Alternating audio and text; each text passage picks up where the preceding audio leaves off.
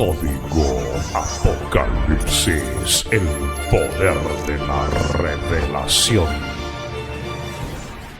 Vamos a compartir un poquito una pequeña reflexión de la palabra de Dios para este tiempo de la humanidad, saludando a quienes puedan ver este material a través de YouTube, de Facebook, de algún canal de televisión donde solemos también llevar estos materiales, o escuchar a través de nuestra emisora Radio Picazú FM 96.7. Hoy quiero decir que no te falte la fe. Que no te falte la fe, eso es algo muy importante. Bueno, dice aquí que Pedro negó a Jesús. Vamos a mirar nosotros la palabra de Dios en el Evangelio de San Lucas, en el capítulo 22, en el versículo 54. Primeramente en el 31, cuando el Señor tiene la conversación con el apóstol Pedro, dijo también el Señor: Simón, Simón, he aquí, Satanás os ha pedido para sandarearos como a trigo, que el diablo quiere meter en la zaranda. ¿Conocen la zaranda? Sedazo le podemos llamar también, pero la zaranda es más grande y es donde se sacude el trigo para colar. Y dice el Señor Jesús, le dice a Simón Pedro que el diablo pidió por ellos, por los discípulos, por los apóstoles, para que sean sacudidos, zarandeados. Hoy tibirojan a su becuera.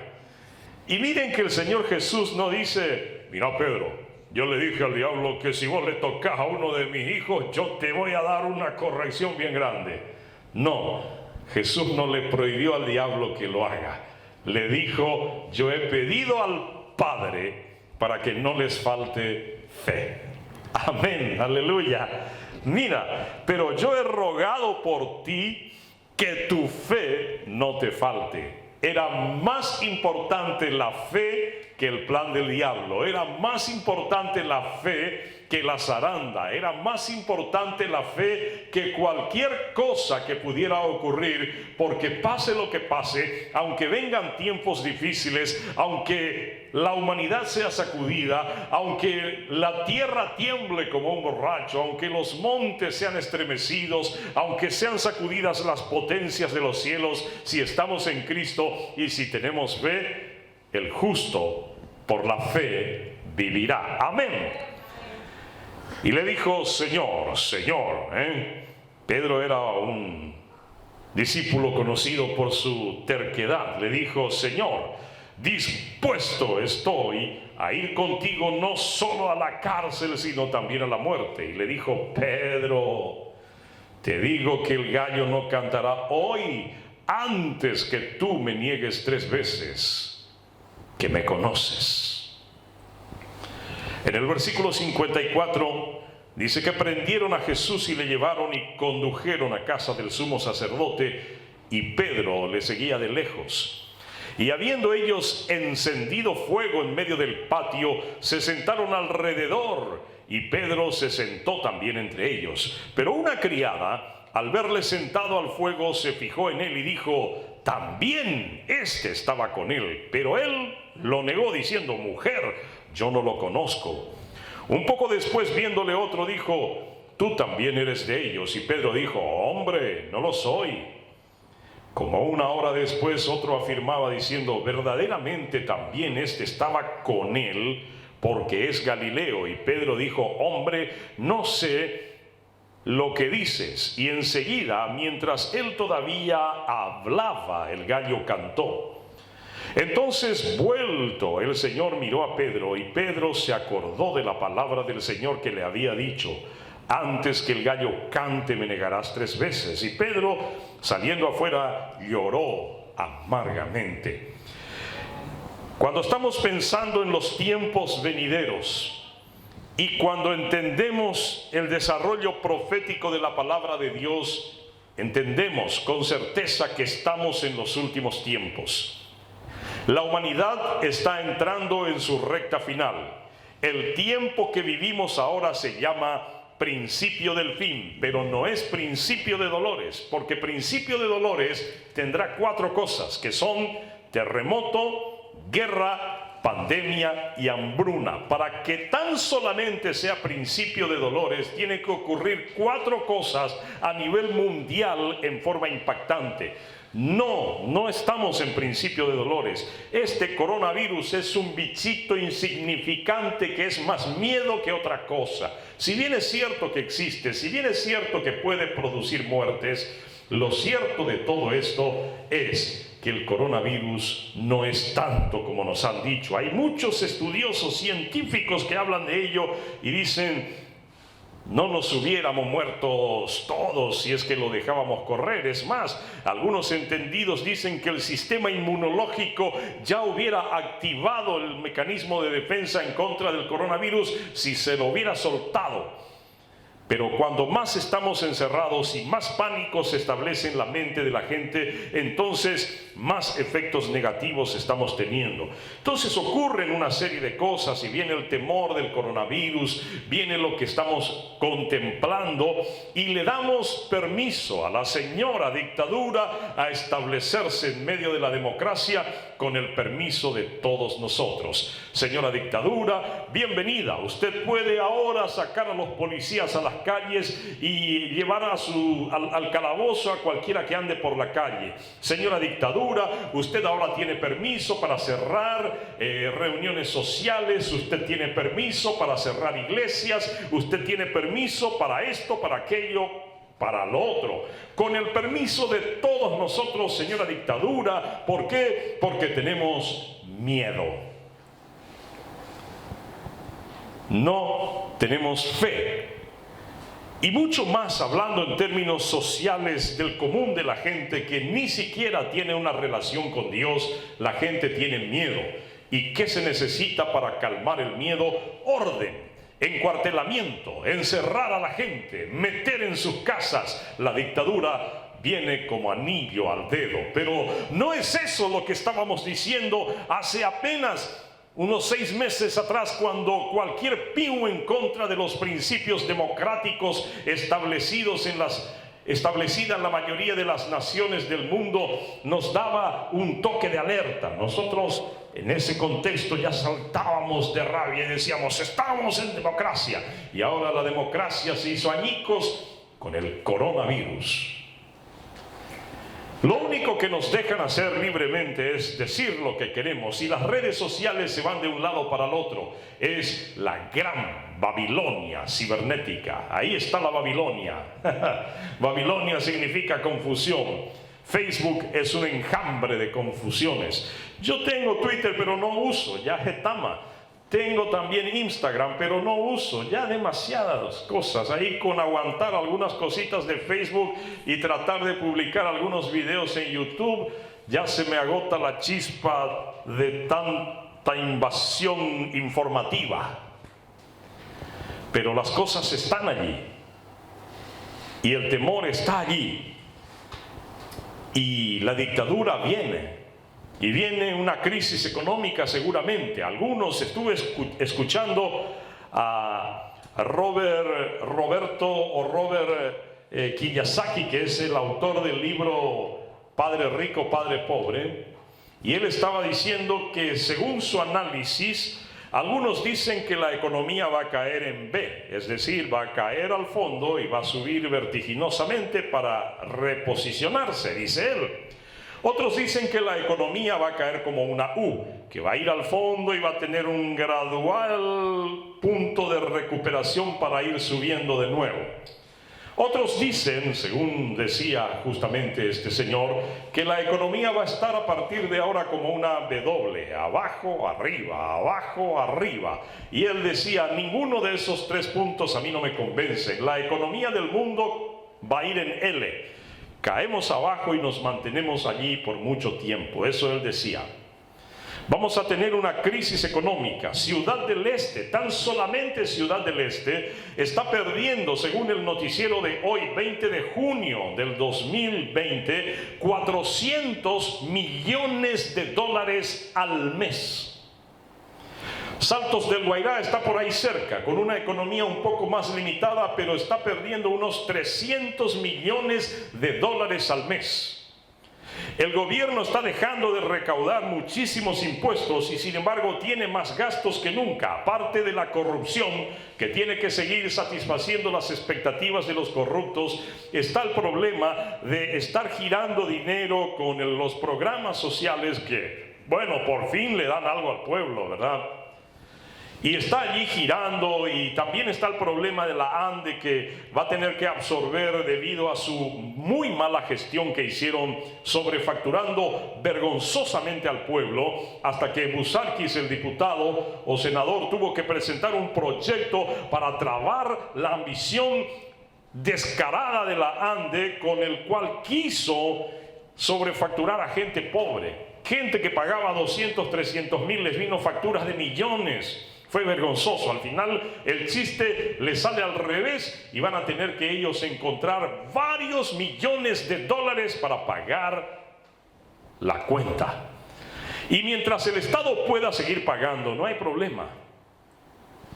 Pero cuando el Estado diga, no tenemos plata, no sabemos cómo pagar sueldo, allí vamos a entrar en un verdadero colapso económico. Hasta ahora estamos bien y Paraguay está 100 veces mejor de lo que yo hubiera imaginado en un proceso de crisis. Había sido que somos la tierra super mega bendita. ¡Qué tierra maravillosa nos ha dado el Señor!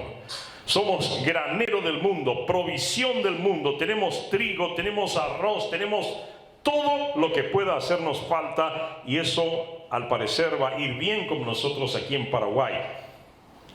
Pero están los otros temas, y uno empieza a pensar ahora que si la iglesia no puede reunirse porque hay coronavirus o por lo que sea que inventen para encuartelarnos, y empezamos a pensar, ¿y qué pasa si el día de mañana nos dicen, este era ese pastor de tal iglesia que andaba predicando el evangelio y que andaba hablando en contra de los Illuminati? Este es un villano, a este hay que llevar a la cárcel, y la gente va a aplaudir y se van a poner contentas si decimos, yo pintaba aquí en estos días y decía, Señor, si me tengo que ir a la cárcel no hay problema, Señor. Así como Pedro, así mismo como Pedro le dijo, Señor, yo si es necesario me voy hasta la cárcel contigo, pero ¿será que cuando las papas quemen no nos pasará lo que Pedro? ¿Será que no nos pondremos a decir, Señor, yo no te conozco?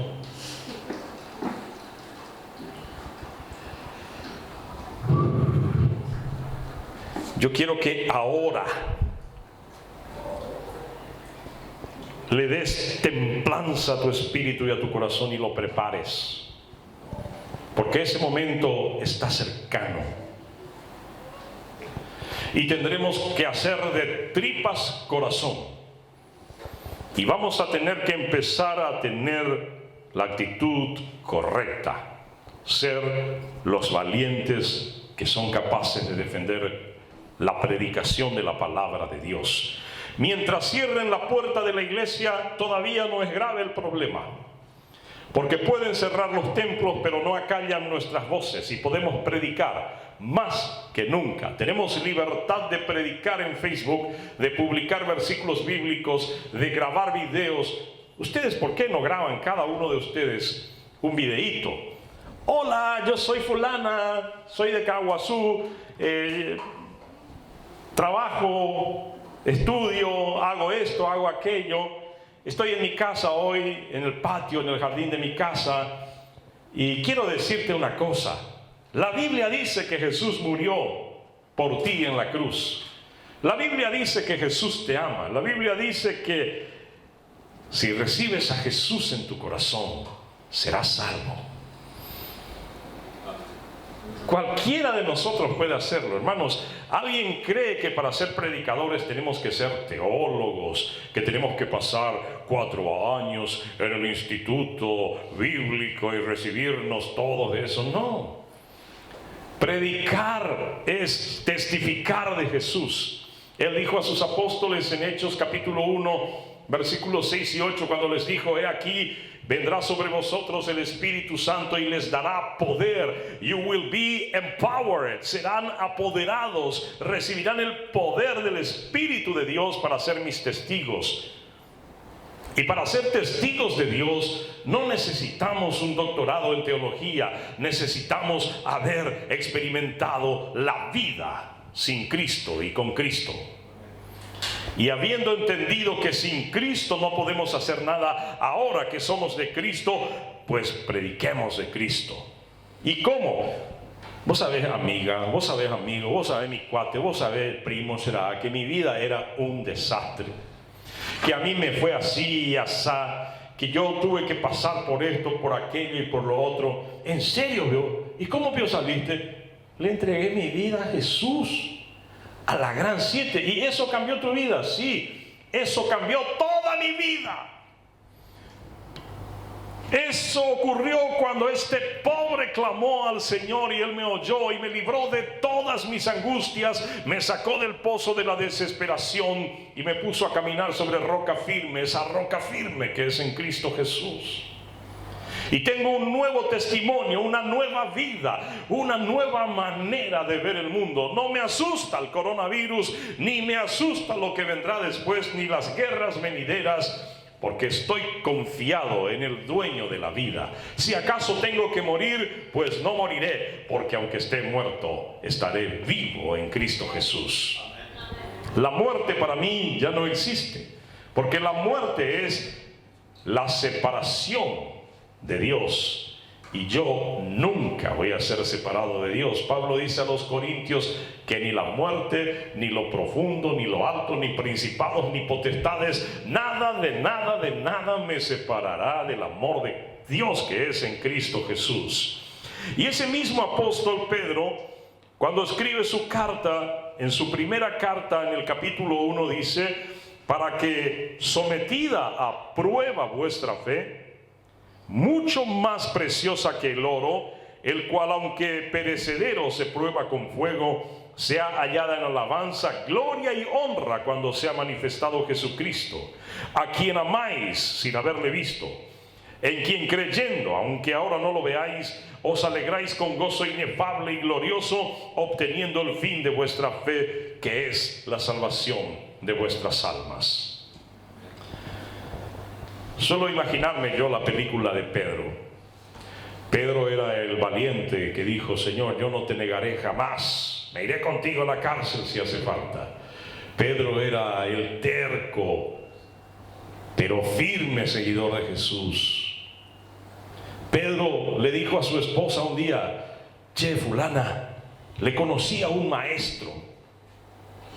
El tipo sabe hablar, tiene un conocimiento impresionante de la Torá, porque ellos eran judíos y amaban la Torá. Este hombre, cuando camina, algo hay en él. Sana a los enfermos, a los sordos, a los mudos, a los ciegos, a los paralíticos. Hasta lo he visto resucitar a un muerto. Yo quiero que me perdones, esposa mía, pero a pesar de todo lo que tenemos aquí, yo voy a tener que seguirle al maestro. ¿Qué? ¿Seguirle a un maestro de esos que andan por ahí? Porque había muchos. ¿Y le vas a dejar a tu familia? No te preocupes, si Dios es fiel. Porque Pedro, antes de empezar su ministerio, Dios le dio su primera pesca abundante. Esa pesca era una pesca multimillonaria, el tipo de red que utilizaban, que hoy día se utiliza para sacar peces desde 4 barcos, cuesta, ¿saben cuánto esa red? $70,000. Es una red profesional. Para estirar peces desde 4 barcos no es cualquier red, se va a romper. Es una red especial, y en aquel tiempo también habrá sido costoso. Ellos tenían una red grande y Pedro sacó peces en la pesca milagrosa y abundante, sacó peces con 4 barcos que por poco se hundían, y eso costó una venta millonaria. Y con ese dinero Pedro le habrá dado a su esposa y le dijo: mira, el Señor me bendijo grandemente, acá tenés un 20 millones, administralo bien, yo voy a venir de vez en cuando con el Señor a visitarte, pero yo tomo calle, me tengo que ir a Galilea, a Samaria, tengo que ir aquí, allá, esposa mía, te amo mucho, chao, y se fue. Un verdadero loco. Por eso cuando Jesús había hablado aquella vez del hombre con el joven rico, y el joven rico habló de riquezas, y Jesús le dijo: vende todas tus posesiones y sígueme, y el joven fue desilusionado, Pedro fue muy astuto y le dijo: Señor, porque Pedro era comerciante, le dijo: Señor, che, mira vos, nosotros dejamos todito para seguirte. Pensó en su esposa, a quien dejó. Habrá tenido una linda esposa.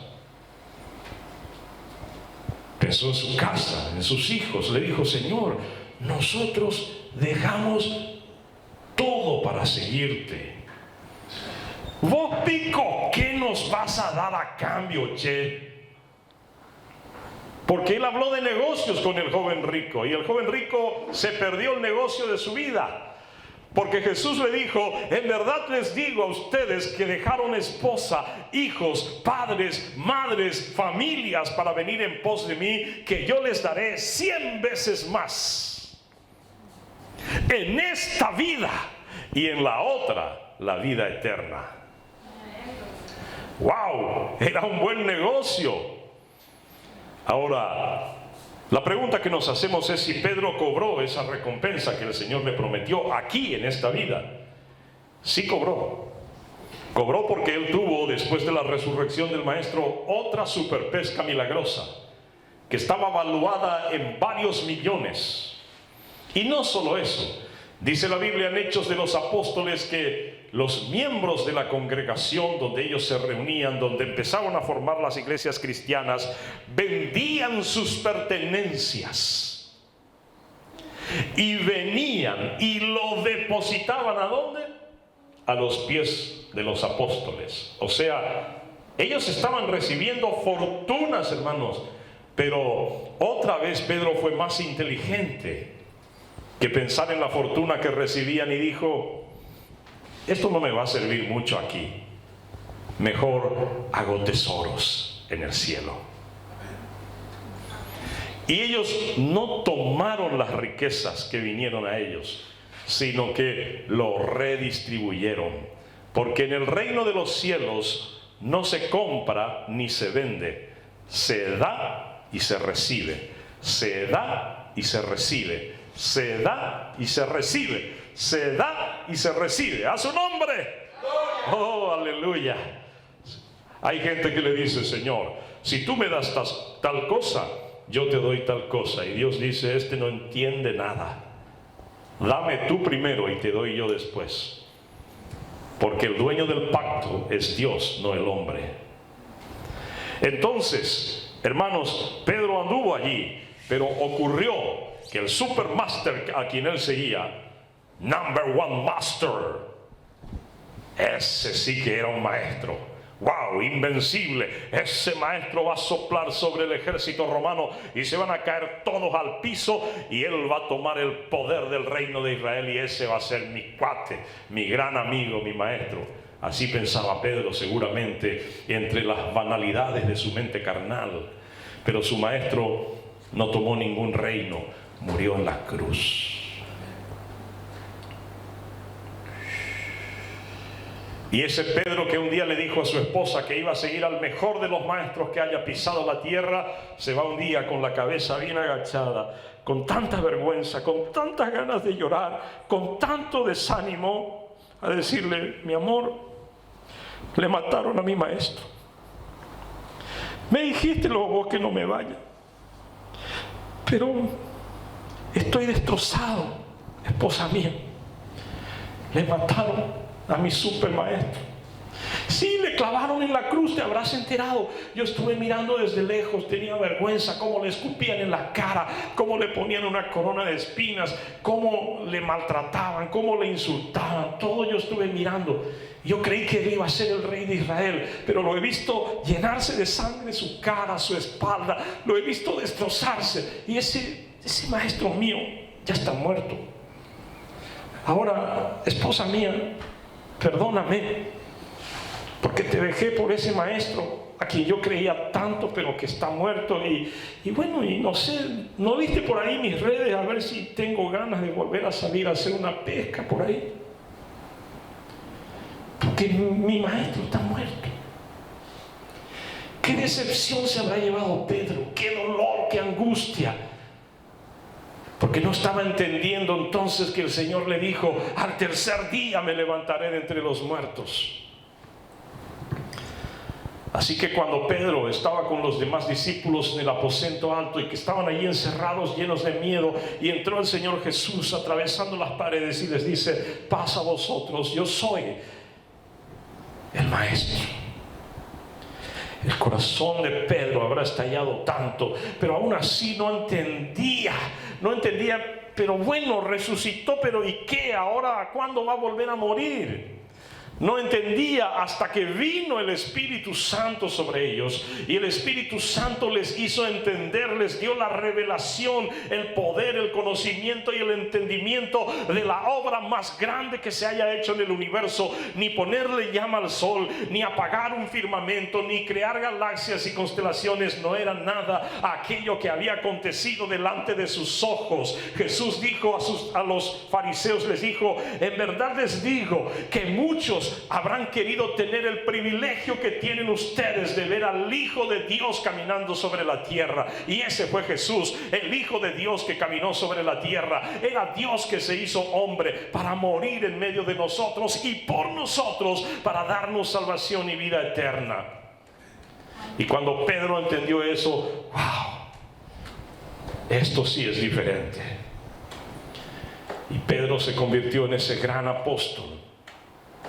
Ese hombre que estaba desesperado 40 días atrás, de repente estaba parado delante de 3,000 personas. Ustedes saben lo que es. Ganó las primeras 3,000 almas para Cristo. Y él hablaba en su idioma, que habrá sido el hebreo. Y él predicaba en hebreo, pero había un griego y lo entendía. Habría un arameo y lo entendía. Había alguien que hablaba en chino y le estaba entendiendo. Había gente de diferentes idiomas. Y Pedro hablaba uno solo, pero un traductor automático. No de esos que hoy se usan con un audífono, sino un traductor automático. Traducía directamente a la mente de esas 3,000 personas el único y verdadero evangelio, la revelación perfecta de Jesucristo, hecho hombre, muerto y resucitado para vida eterna. Hoy día el Salvador del mundo, a su nombre sea la gloria, la honra, el imperio, la majestad por los siglos de los siglos. Y la iglesia dice: amén. Y hoy estamos nosotros aquí, 2000 y más años de aquella hazaña histórica más grande, más importante y más trascendental de la historia, a punto de ser amenazados por una dictadura mundial que buscará debilitarnos para hacerse de una falsa fe en el mundo, con una religión mundial pagana a la que llamarán ecumenismo, y donde se unirán las diferentes religiones, entre comillas, para formar una superfe de la cual nosotros no tendremos parte, porque nosotros no somos un ecuménico. Defendemos la única verdad: Jesucristo es el único verdadero y suficiente Salvador del mundo, y ningún ecumenismo nos va a meter en alianza con Buda, ni con la Dalai Lama, ni con cualquier otro falso maestro de la historia, porque el nuestro es el camino, la verdad y la vida, y no negociamos con imbéciles tratando de crear sistemas religiosos mezclados de paganismo.